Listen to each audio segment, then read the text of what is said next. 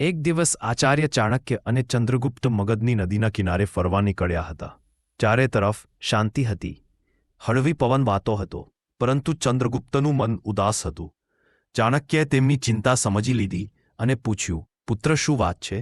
તમારું મન આટલું ઉલઝેલું કેમ છે?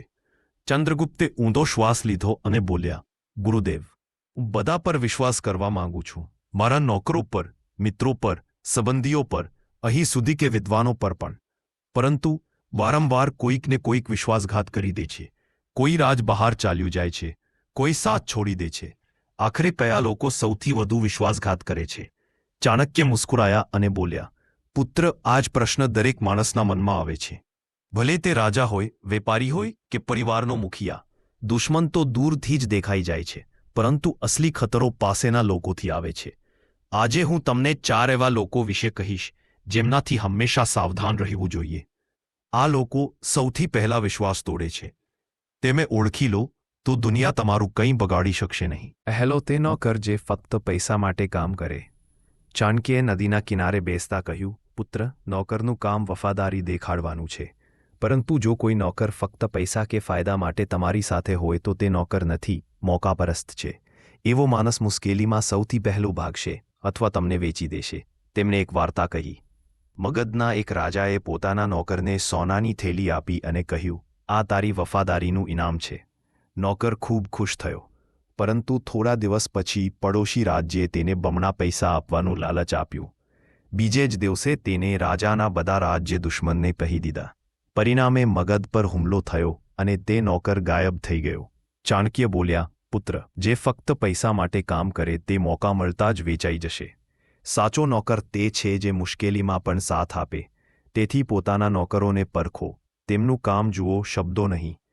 લાલચી નોકર તમારો સૌથી મોટો ગદ્દાર બની શકે છે. બીજો તે મિત્ર જે દરેક વાતમાં વખાણ કરે.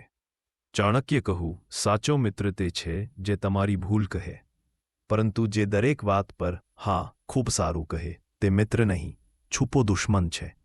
તેમણે એક કિસ્સો કહ્યો. તક્ષશિલામાં એક રાજા હતો.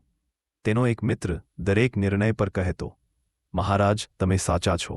રાજા ખોટા રસ્તે ચાલવા લાગ્યો કારણ કે કોઈ તેને રોકતું નહોતું. ધીમે ધીમે તેનું રાજ્ય બરબાદ થઈ ગયું. જ્યારે તખ્તું ઉલટાયું તો તે જ મિત્ર દુશ્મન સાથે હસતો ઊભો હતો. ચાણક્ય બોલ્યા, પુત્ર, મિત્ર તે છે જે સાચું બોલે, ભલે તે કડવું હોય. જે ફક્ત વખાણ કરે તે તમને ચૂપચાપ નીચે પછાડવાનું વિચારે છે. એવા મિત્રોથી બચો, કારણ કે તેમની મીઠી વાતો ઝેરનું કામ કરે છે. ત્રીજી વાત, તે સંબંધી જે તમારી પ્રગતિથી જલે. ચાણક્ય કહું, પુત્ર, લોહીનો સંબંધ હંમેશા સાચો હોતો નથી. જલન સંબંધોને ખોખલા કરી દે છે. એમને એક ઉદાહરણ આપ્યું. પાંડવ અને કૌરવ એક જ પરિવારના હતા, પરંતુ દુર્યોધને પાંડવોની સફળતા જોઈને જલન અનુભવી. તેને મીઠું બોલ્યું, પરંતુ પીઠ પાછળ યુદ્ધની ષડયંત્ર રચ્યું. પરિણામે મહાભારત થયું અને સંબંધો તૂટી ગયા. ચાણક્ય બોલ્યા, એવા સંબંધીઓ તમારા દુઃખમાં સાથ દેખાડશે, પરંતુ તમારી સફળતાથી જલશે. સાચો સંબંધી તે છે જે તમારી પ્રગતિમાં ખુશ થાય, બાકી ફક્ત નામના પોતાના છે. તેથી પોતાની સફળતા વહેંચતા પહેલા વિચારો. ચોથી વાત, તે વિદ્વાન જે વફાદાર ન હોય. ચાણક્યે ગંભીર અવાજમાં કહ્યું, પુત્ર, સૌથી ખતરનાક તે વિદ્વાન છે જે ઘણું જાણે પરંતુ વફાદારી ન રાખે. તે તમારા બધા રાજ જાણે છે અને મોકો મળતા જ તેને દુશ્મનને કહી દે છે. તેમને એક વાર્તા કહી. નંદવંશના એક રાજાએ પોતાના દરબારમાં એક વિદ્વાન રાખ્યો. તે નીતિઓનો જાણકાર હતો. રાજાએ વિચાર્યું કે આ મારું રાજ્ય બચાવશે, પરંતુ તે વિદ્વાને દુશ્મન પાસેથી પૈસા લીધા અને કિલ્લાની નબળાઈઓ, યોજનાઓ બધું કહી દીધું.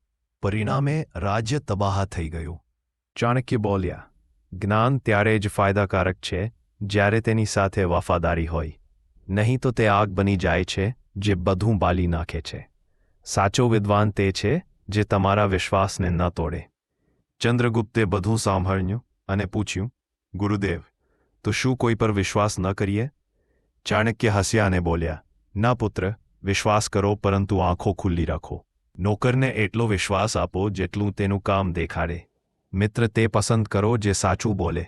જુમંદી તે સાચો છે જે તમારી સફળતામાં ખુશ થાય, અને વિદ્વાન તે રાખો જે તમારા રાજની રક્ષા કરે. પછી તેમે કહે, જીવનનું કવચ છે સાવધાની. પ્રેમ કરો પરંતુ સતર્ક રહો. વિશ્વાસઘાત પાસેના લોકોથી આવે છે, દૂરના દુશ્મનોથી નહીં. ચંદ્રગુપ્તે માથું ઝુકાવ્યું અને બોલ્યા, ગુરુદેવ, હું સમજી ગયો. અસલી સમજદારી એ છે કે પાસેના લોકોને પરખી લેવામાં આવે. તો મારા મિત્રો, ભલે તમે રાજા હો, બોસ હો કે પરિવારના મુખિયા, આ 4 લોકોમાંથી સાવધાની રાખો.